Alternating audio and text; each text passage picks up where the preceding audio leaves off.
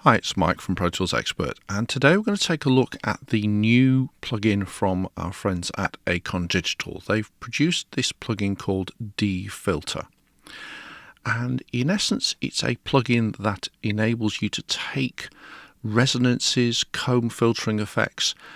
It analyzes the audio and then it'll produce a process that will compensate for the defects that you've got in the audio. So even though it hasn't got the original audio to work with, it can do a sort of look back and process the audio and help to clean it up. There are a number of examples of how it works on the Acon Digital site, but I thought it'd be interesting to take a look at a couple of real-world examples.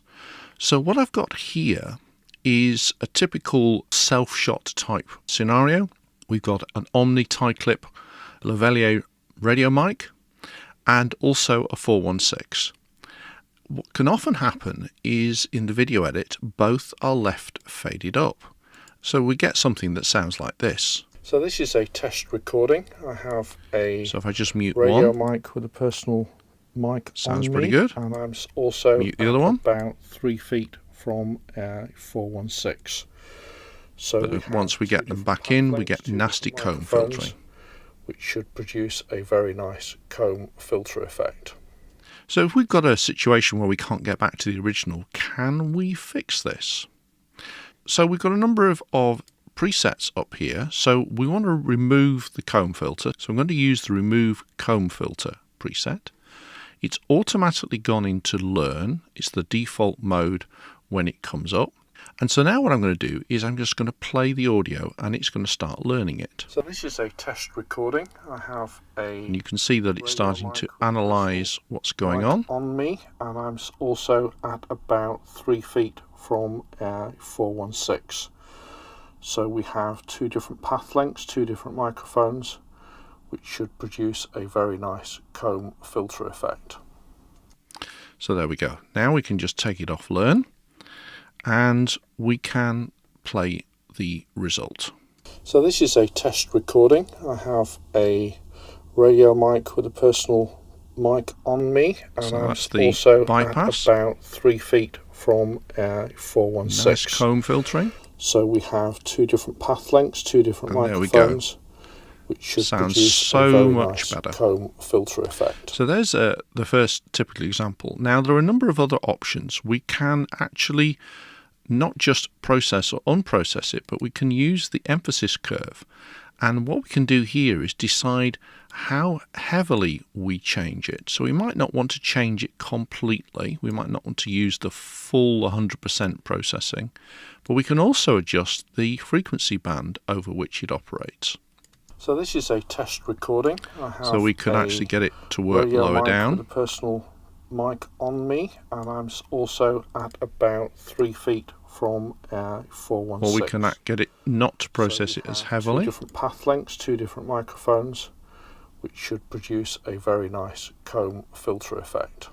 So if you feel that it's perhaps slightly overcooked it, then you can use those processes.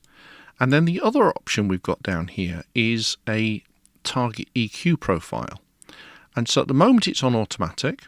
What Acon Digital have done is set up a number of additional profiles. So if we again take a listen to the result. So this is a test recording. At the moment it's on automatic. So if we just change it to speech. Mic on me, and I'm also at about 3 feet from 416. We can try the music setting. So we have 2 different path lengths, 2 different microphones. Back to automatic. Which should produce a very nice comb filter effect. So again, you can use these profiles and the emphasis curve to tweak the final results to help you get it sounding even better. So here's the final example that I want to show you. We've looked at comb filtering, but one of the other settings and one of the other things it can do is to remove resonances. So I thought it'd be interesting to see whether it could remove the resonance, the ringing, when you've got a PA system and it's just starting to ring. So what I did is I set up my mic, I turned my monitors on, and then I increased the level of the monitors as it started to ring. So let's just take a look at this. Increase the monitor level and it'll start to cause other problems. So we've now got some ringing. So you can hear the absolute classic example of ringing. Cause other problems. So we've now got some ringing. So let's take a look at that little section. Come out of bypass, we're going to learn. We've got remove resonance preset. So let's just play it to that bit of audio. Cause other problems. So we've now got some ringing. So take it out of learn and let's have a listen, see what that's done. Cause other problems. So we've now got some ringing. So we just hit the bypass. Cause other problems. So we've now got some ringing.